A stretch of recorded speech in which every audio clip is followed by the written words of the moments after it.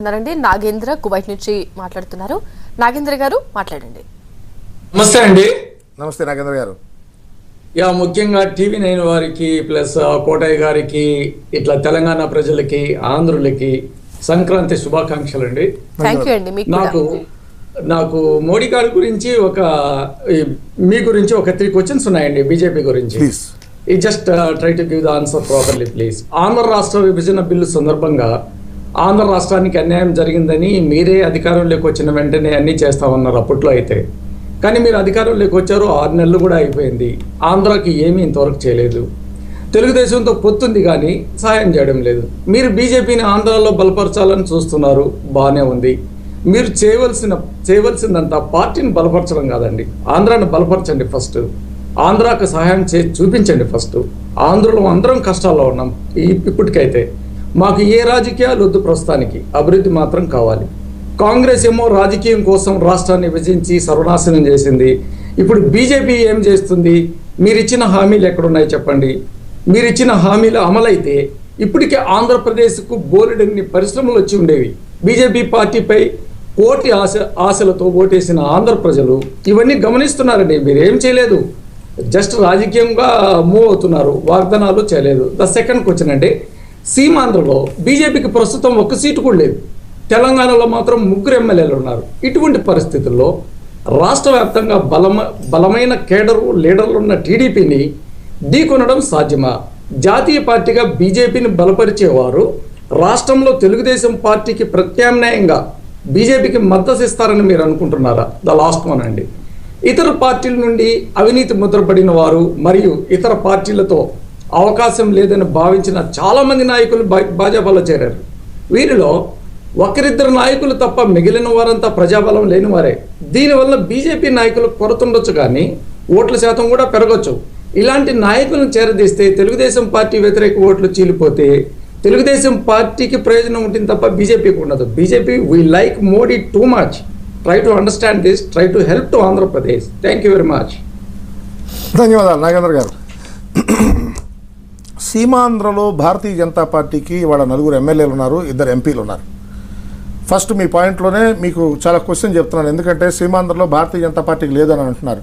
ఇవాళ చంద్రబాబు నాయుడు గారు ఇవాళ మళ్ళీ అధికారంలోకి వచ్చారు అంటే అది పరిపూర్ణంగా భారతీయ జనతా పార్టీ, పవన్ కళ్యాణ్ చేసినటువంటి ఒక బ్రహ్మాండమైనటువంటి కృషి. ఇవాళ దరిదాపుగా దేశంలో ఉన్నటువంటి 40% ఉన్నటువంటి యువత అందరూ కూడా ఆలోచన చేసి ఒకే ఒక కార్యక్రమం చేశారు. ఏంటంటే ఓట్ ఫర్ మోడీ. అక్కడ ఎవరిని పెట్టినా కూడా ఓటు వేయాలనే ఉద్దేశంతో చేసినటువంటి కార్యక్రమం తప్పితే వేరే ఉద్దేశం ఏమీ కాదు. ఇవాళ ఆంధ్రదేశంలో దరిదాపుగా ఒక 3 సంవత్సరాల 6 నెలల పాటు కంటిన్యూస్గా ఉన్న టైంలో జైల్లో, మిగతా టైంలో రోడ్డు మీద ఉన్నటువంటి జగన్ చేసినటువంటి మామూలు కృషి కాదు అది. అది చంద్రబాబు నాయుడు గారు గొప్పతనం వాళ్ళు రాలేదు. అతను ప్రమాణమైన కృషి చేస్తే దాన్ని పటాపంచలు చేసినటువంటి గొప్ప శక్తి ఎవరికైనా ఉందంటే భారతీయ జనతా పార్టీకే ఉంది. ఈ 40% ఉన్నటువంటి ఈ యువత మొత్తం కూడా మోడీ ఎవరికి సపోర్ట్ చేస్తే వాళ్ళకు ఓటేయాలనే ఉద్దేశంతో వాళ్ళు చేశారు. చంద్రబాబు నాయుడు గారిని మేమేమి ఎట్టి పరిస్థితుల్లో కాదని అంటలేదు. ఎవరి బలం వాళ్ళు అభివృద్ధి చేసుకోవడంలో తప్పులేదు. కానీ దీంట్లో మేమేమో ఆయన అభివృద్ధిని ఆటంకపరిచే ఉద్దేశం మాకేమీ లేదు. ఆంధ్రదేశం అభివృద్ధి రాలేదని అంటున్నారు. కాంగ్రెస్ పార్టీ చీల్చినప్పుడు ఉన్నటువంటి తప్పులు తడకని సరిచేయటం కోసం అవుతున్నటువంటి సమయమే ఈ సమయం, అంతేగాని వేరే ఉద్దేశం ఏమీ కాదు. కాకపోతే మీరు ఆలోచించాల్సిన విషయం ఏంటంటే, నాకు ఎట్టి పరిస్థితుల్లో ఇమీడియట్గా ఇవాళ విడిపోయాం, రేపు పొద్దునుంచే మాకు సర్కారులో ఎట్టి పరిస్థితుల్లో లేకుండా చేయాలండి అని అంటుంటే, ఒక బిల్లు ప్రవేశపెడితే పార్లమెంట్లో కనుక బిల్లు ప్రవేశపెడితే మీకు మన లోక్సభలో పాస్ అయిన బిల్లు రాజ్యసభలోకి వచ్చేప్పుడు ప్రతి బిల్లుకి ఆటంకం పరుస్తున్న వాళ్ళు ఎవరండి? ఈ కాంగ్రెస్ వాళ్ళే. ఎందుకు అంటే వాళ్ళు ఉన్నప్పుడు మనకి బిల్లుకు సంబంధించింది మన మన్మోహన్ సింగ్ గారు ఆ బిల్లును ప్రవేశపెట్టినప్పుడు పోరాడినటువంటి మహానాయకుడు వెంకయ్యనాయుడు గారు పోరాడి మాకు ఇలా ఆంధ్రదేశానికి ఇలాంటి స్పెషల్ స్టేటస్ కావాలి, ఆంధ్రదేశం ఇలా విడిపోతుందన్నప్పుడు మనం చేసినటువంటి కార్యక్రమం అది. ఇవాళ మనకు పోలవరం ప్రాజెక్టు కనుక పరిపూర్ణంగా కనుక మనకు ఆంధ్రదేశానికి వస్తే కనుక కొన్ని బ్రహ్మాండమైన ప్రాజెక్టులు రావడానికి ఆస్కారం ఉంది. పవర్ ప్రాబ్లం సాల్వ్ అవుతుంది, వాటర్ ప్రాబ్లం సాల్వ్ అవుతుంది. దరిదాపుగా 4 లక్షల ఎకరాల పైన ఇమీడియట్గా 4 లక్షల ఎకరాల పైన కృష్ణా బేసిన్లో ఉన్నటువంటి ప్రాబ్లమ్స్ దరిదాపుగా 10 లక్షల ఎకరాలకి నీరు రావడానికి ఆస్కారం ఉంటుంది. ఈ కార్యక్రమం జరుగుతున్న సమయంలో మీరు వేరే విధంగా అర్థం చేసుకుని నాగేంద్ర గారు దయవుంచి అర్థం చేసుకోండి. ఎందుకంటే మీరు సీమాంధ్రలో అసలు లేదు అని అంటున్నారు. సీమాంధ్రలో ఉన్నదే భారతీయ జనతా పార్టీకి ఉంది. ఎందుకంటే ఎవరైనా సరే ఒక్కసారి మోడీ గారికి అవకాశం ఇద్దామనే ఉద్దేశంతో ఇచ్చినటువంటి వాళ్ళు చాలామంది ఉన్నారు.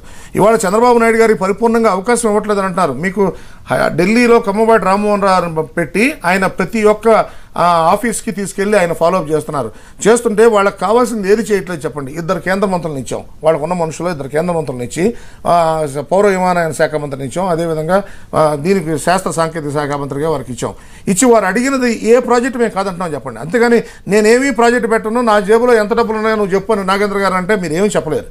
కానీ నా దగ్గర పలానా ఇదిగో ఈ ప్రాజెక్ట్ ఉంది, నేను ఇలా చేద్దాం అనుకుంటాను, నాకు ఇలా కావాలి అనేది ఇక్కడ నుంచి ప్రాజెక్ట్ ప్రపోజల్ తీసుకెళ్తే దానికి సంబంధించింది పెట్టి పార్లమెంట్లో పెట్టి అసెంబ్లీలో రాజ్యసభలో మన లోక్సభలో 2 పాస్ అయిన తర్వాత రాష్ట్రానికి కావాల్సిన చేయాలి. మోడీ గారు చేద్దాం అనుకున్నటువంటి విజన్ ప్రకారం ఆంధ్రదేశానికి కావాల్సినటువంటి అభివృద్ధి తప్పకుండా వస్తుంది. ఎన్ఐటీలు ఐఐటీలు ఏవైతే రావాలో వాటికి సంబంధించినవన్నీ కూడా వస్తుంది, ఐఐఎంలు ఇవన్నీ వస్తున్నాయి. వీటన్నిటికీ శంకుస్థాపన చేసే కార్యక్రమం జరుగుతుంది.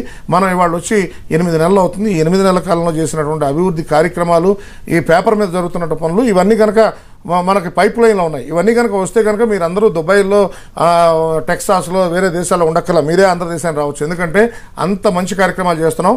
అదేవిధంగా రాజధానిని ఆయన చేసుకునేటువంటి అవకాశాన్ని చంద్రబాబు నాయుడు గారికి భారతీయ జనతా పార్టీ కల్పించింది. ఎందుకంటే రాజధాని విషయంలో మేము కల్పించుకోం, మీరు ఎక్కడ కావాలో రాజధాని చేసుకోండి. చేసుకున్న తర్వాత దానికి సంబంధించినటువంటి ప్రక్రియ స్టార్ట్ అవడానికి కావాల్సిన హెల్ప్ చేయడానికి భారతీయ జనతా పార్టీ సిద్ధంగా ఉంది.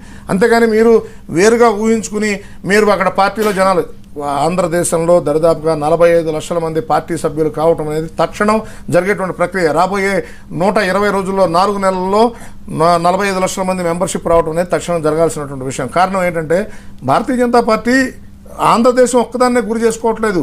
ఎందుకంటే ప్రతి ఒక్క 100 మందిలో 10 మంది కంపల్సరీ భారతీయ జనతా పార్టీలో సభ్యులై ఉంటే వాళ్ళని మనం ఎడ్యుకేట్ చేసి ముందుకు పంపిస్తే వాళ్ళందరూ ఎట్టి పరిస్థితుల్లో దీని దేశం గురించి ఆలోచన చేస్తారనే ఉద్దేశం కోసం ఈ మెంబర్షిప్ ప్రక్రియ పెట్టాం.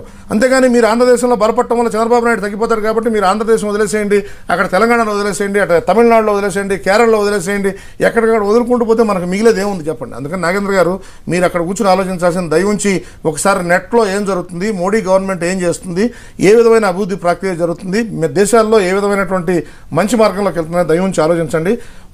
ఒక్క విషయం నేను ఎన్ఆర్ఐస్కి విన్నవించుకుంటున్నాను. దేశం అభివృద్ధి పదంలోకి వెళ్తుంది. ప్రతి ఒక్క భారతీయుడు గుండె మీద చేసుకుంటున్నాడు. ఇవాళ నా దేశంలో ఇవాళ ఎటువంటి కుంభకోణాలు జరగట్లేదు, ఇవాళ చాలా మంచి కార్యక్రమాలు జరుగుతున్నాయి అనేటువంటి ఆలోచనలో ఉన్నారు. ఇవాళ పెట్రోల్ రేటు ఎందుకు తగ్గింది? ఇంటర్నేషనల్ మార్కెట్లో పెట్రోల్ ప్రైస్ తగ్గడం వల్ల భారతదేశంలో కూడా పెట్రోల్ ప్రైసెస్ తగ్గడం జరిగింది. ఈ తగ్గడం వల్ల జరిగినటువంటి ప్రక్రియని ప్రతి ఒక్కరికి అందిస్తున్నాం. దరిదాపుగా 10 నుంచి 11 రూపాయలు పెట్రోల్ ప్రైస్ తగ్గినప్పుడు ప్రతి ఒక్కళ్ళు ఏం ఆలోచిస్తున్నారంటే నా దేశంలో నాకు లాభం జరుగుతుంది. అదేవిధంగా బంగారం విషయం వచ్చింది, ఆడబడుతున్నారు. ఈ విషయంలో వచ్చేటప్పటికి బంగారం విషయంలో రేటు తగ్గటం అనేది మీకు మన యొక్క జీడిపి పెరగడానికి ఆస్కారం ఉన్నటువంటి విషయాలు. ప్రతి వాళ్ళకి కూడా చాలా విషయాల్లో మంచి ఇవాళ ఏమీ జరగట్లేదు, ఏమీ కుంభకోణాలు జరగట్లేదు అంటే అందరూ కూడా ముందుకు రావడానికి ఆస్కారం ఉంది. ఇది మోడీ గారు చేస్తుంది కాదు, దీనికి చాలా ఆలోచనతో చేస్తున్నటువంటిది. దీనికోసం చాలామంది మేధావులు, అత్యధికంగా విద్యార్థికులు, అదేవిధంగా మంచి దేశభక్తులు చేస్తున్నటువంటి కార్యక్రమాలు నాగేంద్ర గారు దయవుంచి అర్థం చేసుకోండి. సీమాంధ్ర కాదు, మొత్తం భారతదేశంలో మెంబర్షిప్ ప్రోగ్రాం జరుగుతుంది. ప్రతి భారతీయుడు కూడా మెంబర్గా భారతీయ జనతా పార్టీలో చేరాలని మేము ఆహ్వానిస్తున్నాం. తప్పేం లేదు. బీజేపీ